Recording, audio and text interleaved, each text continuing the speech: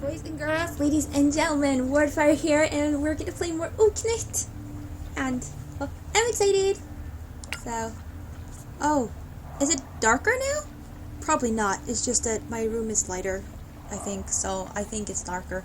Okay, so we're on chapter 2, an extended hand, and we met Näcken. It's so cool. And oh yeah, we got älva dust. And in Swedish that would be, what would you say in Swedish? Älvdamm, I think. Yeah. So, I don't know if we should give it to Näcken, but I don't know if I want him to come out of the water. He's kinda naked. Usually. But, okay. Oh, drats. Oh, drats.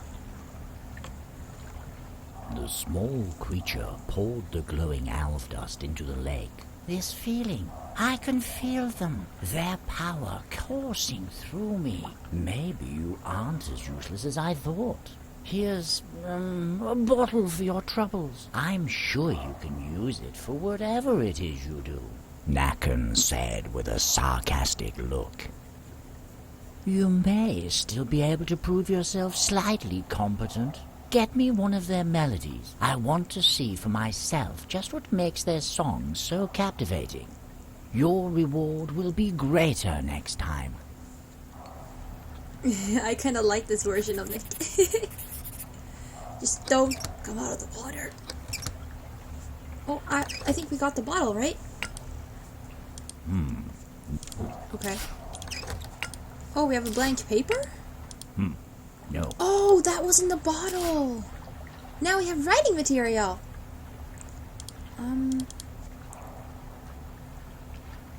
Oh my gosh, these mushrooms are everywhere.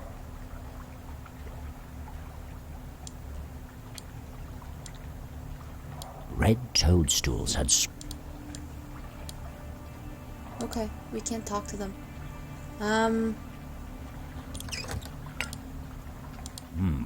No.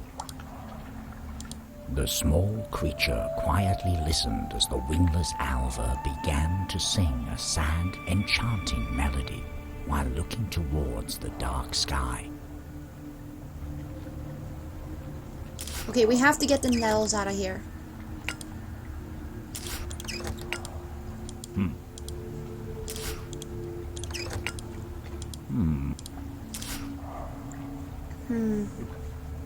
Okay, we're missing something.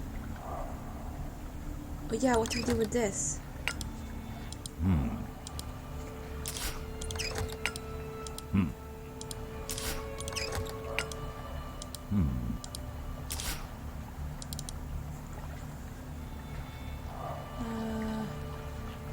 They are everywhere. Okay, I can't play this game with so much light in my room. Can't play it with daylight. I can't see anything.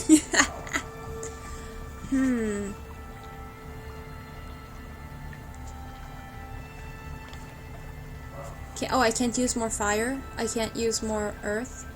Or air. Oh yeah, earth was the dude behind the tree. Yeah, I remember. I think earth here might have made the mushrooms, right? Oh, I can go somewhere else. Forest edge. We can go over here. Whoopsie. That's a lot of toadstools. Oh, nattramn. Oh my gosh, do I remember what that is? Oh, I don't. I think it's a soul of a dead person somehow that flies around in the form of a bird, usually like a raven, because ramnen is like a form of the word for raven. Like you can hear the English word for raven, or I think the German word. Swedish word is something completely else. And natt in Swedish means night. This is so cool. Dead tree. A hollow ash tree, dead and colorless, was standing near the well. Ash is the tree that the first man was made of. The material the first man was made of according to Norse mythology. And the first woman was made of oak. At least the little ones have somewhere to live. The small creature said, watching a number of insects skitter across the bark. Aww. With just a faint touch, the bark cracked and fell down into the small creature's hand. Oh! Oh, we got something. Bark! The dead tree. Okay, nothing else to offer. Let's see here. I want to talk to nattramn then, but not right now. I think that it's said that those birds, or those souls, cannot fly lower than, I don't even know that word in English. Okay, we have to take a pause. I gotta look at this. Not fly lower than the yoke of an ox. I don't remember when they are supposed to be flying around. I should really read up on it. In the clearing there was a long since dried up well. It looks depleted. I wonder if there could be something down there. The small creature said, as it peered down into the emptiness.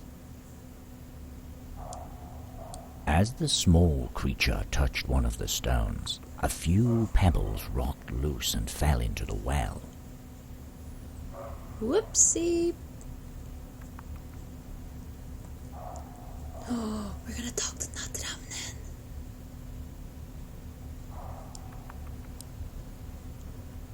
The nattramn is always moving from place to place, searching for something not visible to normalize, unable to rest until it has found what it is looking for.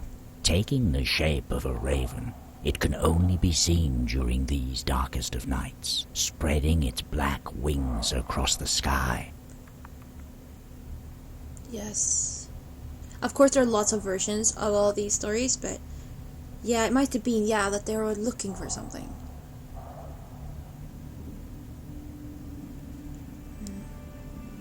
Hello! The small creature said as loud as it could, trying to get the attention of the nattramn up on the tree branch.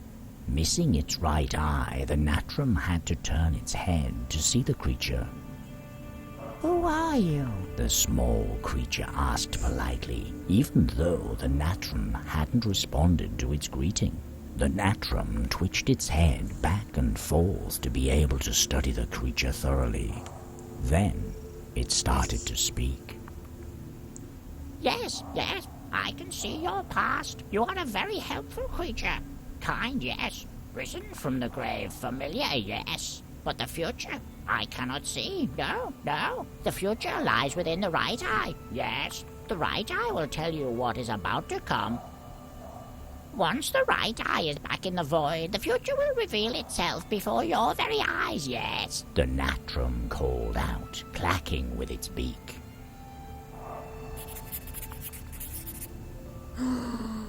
There was the grave! We have risen from the grave. Oh, are we one of the... Oh, we're like... Oh, gosh. The one-eyed raven spoke of having lost the ability to see into the future. The man in the lake wants to get his hands on some sort of melody. Oh, this is so cool. Okay, runes.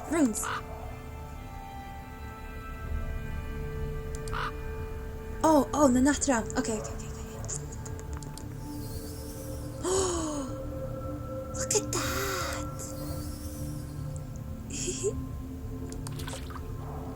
Oh.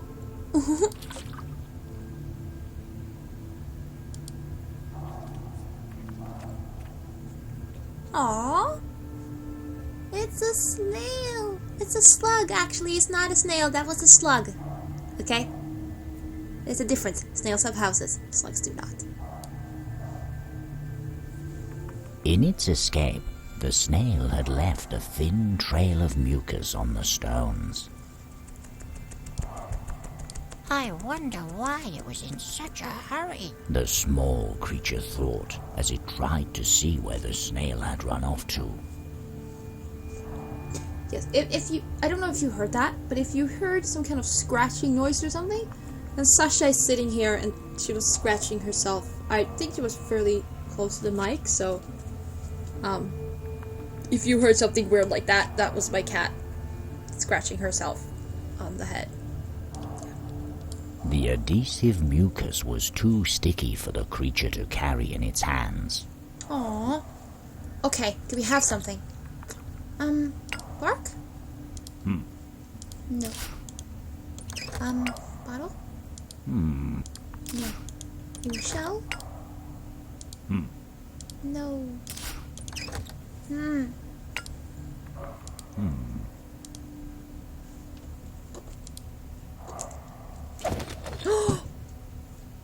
Oh, we can go down into the well.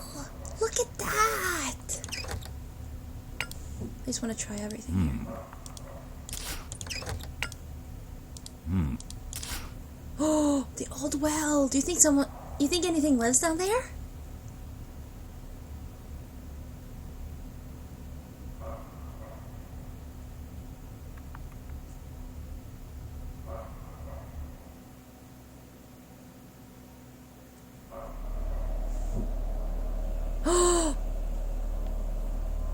It's totally brunnsgubbe. Okay, I've never ever heard of this creature.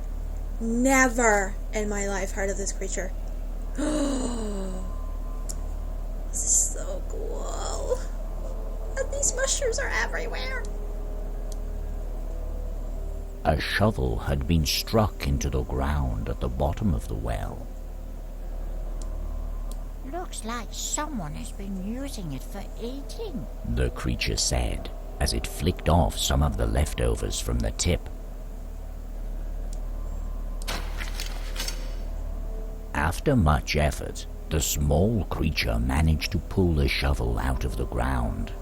We have a shovel. I want to talk to brunnsgubbe. Brunnsgubbe are guardian deities who reside in deep wells, making sure that the water is clean and drinkable. They also keep an eye out for curious children, chasing them away to prevent them falling down into the wells. A brunnsgubbe is usually not a particularly evil creature, but if its well gets polluted, the brunnsgubbe's anger knows no boundaries. So, I'll just explain. Brunn means well in Swedish, and gubbe is basically means older man. But don't say that to people, because it's kinda, in today's language, it's not always like a polite thing to say to people. So yeah. I've never heard of him before.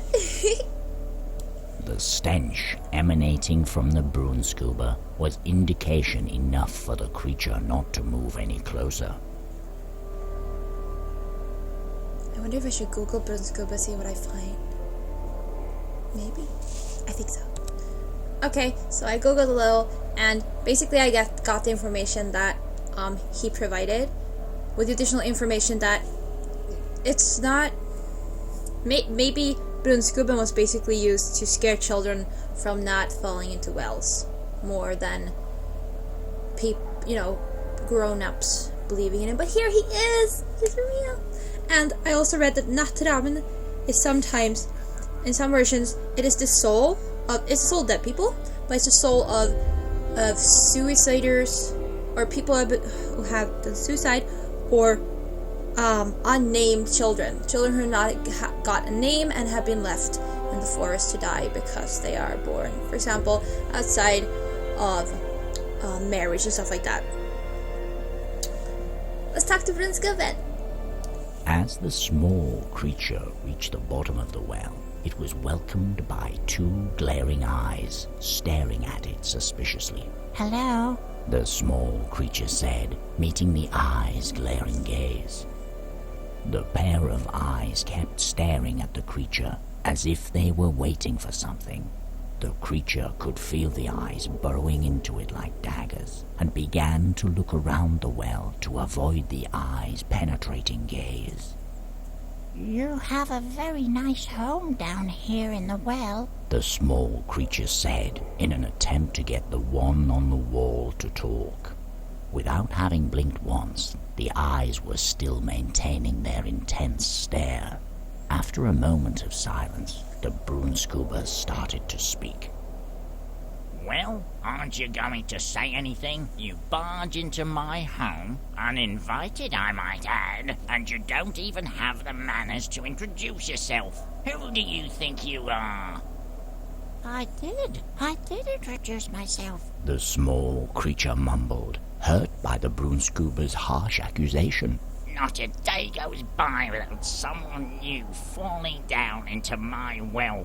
All you do is stare at me. It's rude, that's what it is. You think it's good manners to just come down here and do as you please? Where are the gifts? The knock on the lid and the water? Where is my damn water? I'm not much of a guardian with nothing to guard now, am I? The brunnsgubbe muttered as he inspected the creature. Can you hear me? The small creature asked cautiously. Bah, this one doesn't even understand it has, by far, overstayed its welcome. The brunnsgubbe said to himself with a sigh. Scram, come back when you've got something to say. You're a real eyesore. I don't think he can hear me very well. The small creature thought to itself as it glanced at the brunnsgubbe, still maintaining his terrifying gaze while mumbling to himself. This is so cool.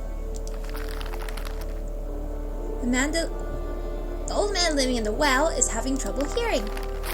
Ooh, let's try the runes. Ooh. Look at that.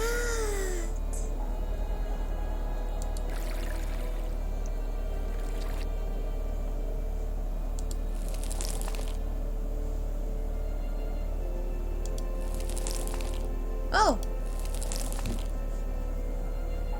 Okay.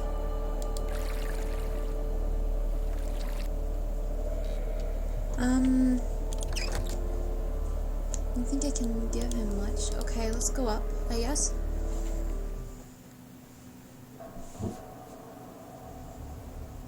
Hey, nattramn. We have a shovel. I don't even know where we can use that. On the mushroom? No.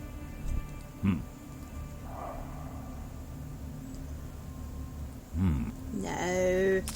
Silly Wardfire. What are you doing?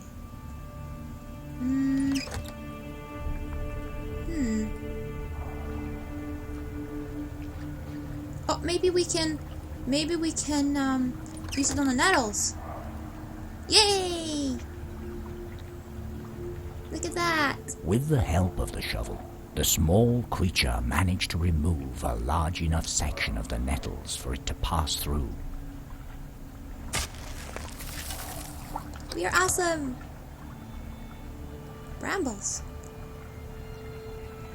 A blackberry bush, rich with berries, was growing at the edge of the glade. They look really tasty. The small creature said as its mouth began to water. A branch covered in berries came loose as the creature grasped it with its hand. Ooh. We have blackberries and a thorny branch. Wingless älva. Aww. A beautiful wingless älva sat alone on a stone near the lake with her head slumping down. As the small creature's hand got closer, the älva looked up, startled. The creature realized its mistake and quickly pulled back its hand. Hello there. I hope I'm not disturbing you. The small creature said anxiously as it approached the älva on the stone, hoping that she would not turn away at the sight of it. The älva slowly looked up at the creature as she wiped away a tear rolling down her chin. What's the matter? The small creature asked as it tilted its head in wonder. The älva gave the creature a sad look before turning round to expose her wingless back. I see. The small creature said. Please don't cry. Perhaps I can help you. Don't worry. The älva clutched her hands together and looked at the creature with pleading eyes. I might be in over my head this time. I hope I can keep my promise. The creature thought as it slowly walked away. So yes, älvor cannot speak, at least not in a manner that is understandable by others. So. Oh, we have the nettles. Okay, let's combine it with everything, see what happens.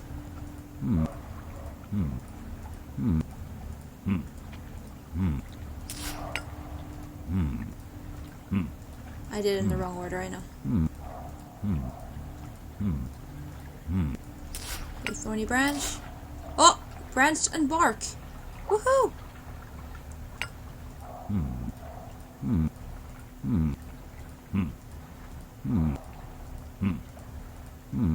Okay, so we're kind of making a boat here?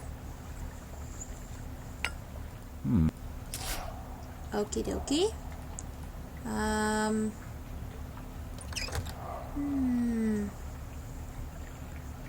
What can we do? Oh wait, maybe we can. Oh no! Oh, I realize what we can do.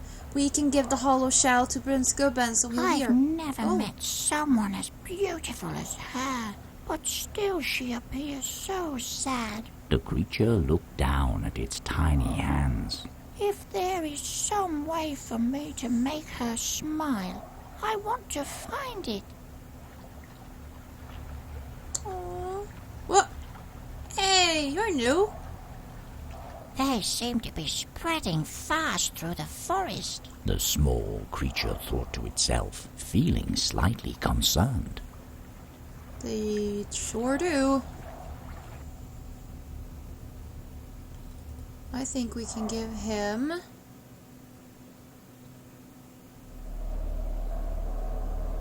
this. Can you hear me now? The small creature asked as it placed the shell in the brunnsgubbe's ear. What? The brunnsgubbe's fierce stare disappeared abruptly upon the surprising discovery. I haven't had any visitors speaking to me in a long time. Very well. Good manners is a rare thing these days. I suppose you could have one of the gifts I've been given over the years. Cherish it like I have, and you will surely find it useful one day. I will. Thank you. The small creature said with a humble bow. Well, that was quick. Oh, a muddy tablet. I think maybe we can go and...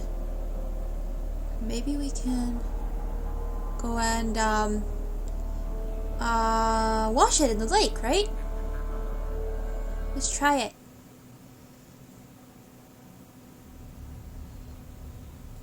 Dun, dun, dun, dun, dun, dun.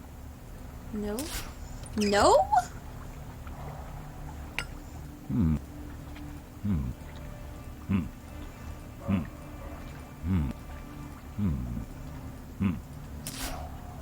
Weird. Then what can we do with it?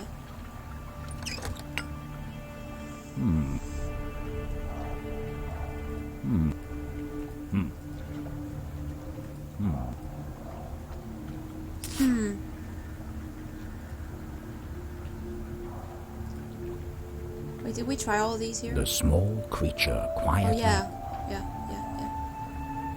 Yes. And the water was her crying.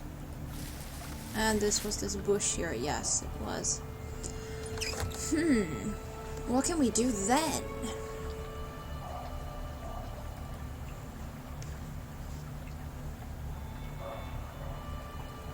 I thought we could... totally... I thought we could totally clean this muddy tablet in the lake. Weird.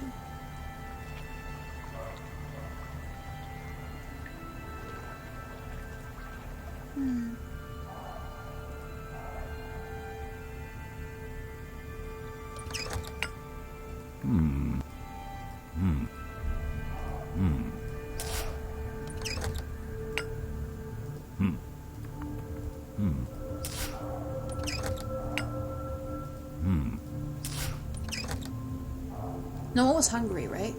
I don't think so. Okay, well, I don't know what to do now. So we'll take a break and we'll be back next time, obviously. Duh. So we're playing Oknytt.